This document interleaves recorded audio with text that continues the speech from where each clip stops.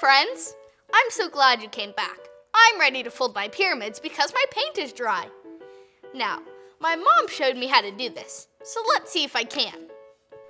Okay, so I fold this here, then here, and then I can't do this. It's not even a pyramid. How am I supposed to do this? It didn't work. Should I just give up? That would be the easiest thing to do. No! Or I could try again. That'd be the best thing to do, wouldn't it? Yes! Well, with that encouragement, I will definitely try again. Okay, so I fold this here, then here. I did it! Hi, Lizzie. Hi, Grandpa. Look what I made. Oh, cool pyramid. Thanks. You know, pyramids like this were built in Egypt. And matter of fact, that's a place where some pretty amazing Bible stories took place. Really? Like what? Well, one is about Joseph. Do you remember hearing about him? For sure, Grandpa. Did his story include a coat with a lot of colors, or was it dreams? Well, I'll tell you what, let's read it together. Do you want to explore a Bible story with us? Yeah! Well, this story takes place in the book of Genesis. Now, that's the first book in the Bible. And it's the story about a father named Jacob. I have some figures I was using with my pyramids. Should we have them act out the story? Well, of course, Lizzie. You know, the more we say and act out our stories, the better we remember them. Matter of fact, kids, you could act out stories with your toys like this too. Okay, the father was Jacob. And Jacob had some sons. Do you want to guess how many sons he had? Let me think. 1, No? 2, No? 3? What number should we guess now? 4. 4? No? 5? 6? 7? 8? 9? 10? Nope. More than 10? Grandpa, I'm running out of figures. How many sons did Jacob have? Well, Jacob was the father to 12 sons. Joseph was the next to the youngest son. So Joseph had 10 older brothers. Wow, that's a lot of brothers. It is. And Jacob loved his son Joseph very much, and Jacob made Joseph feel very special.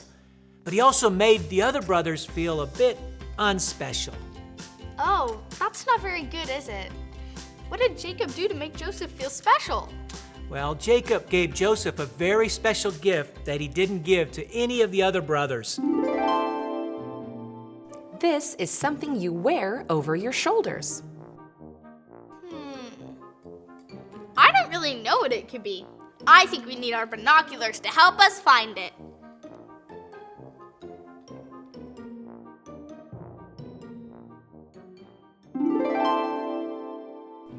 Special ones take a lot of work to make, so they could be worth a lot of money.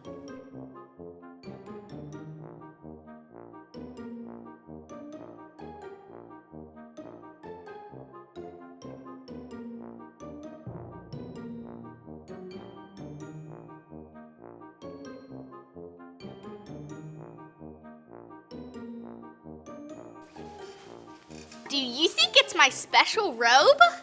Yes!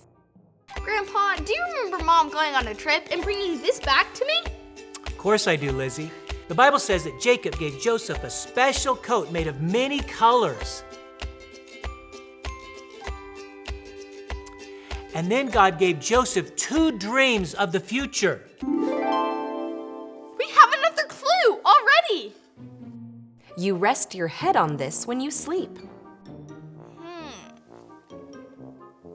I don't really know what it could be. Let's put on our binoculars and look around.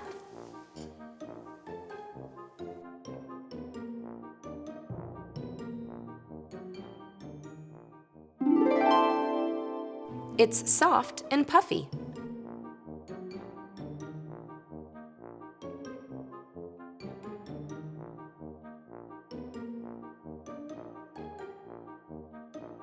Do you think it's a pillow?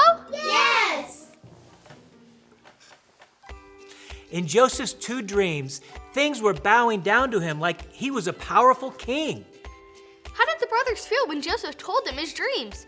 Were they excited about having a brother who was king? What did they think about bowing down to Joseph, even though he was younger? They were the opposite of excited and happy. They were angry. Uh-oh.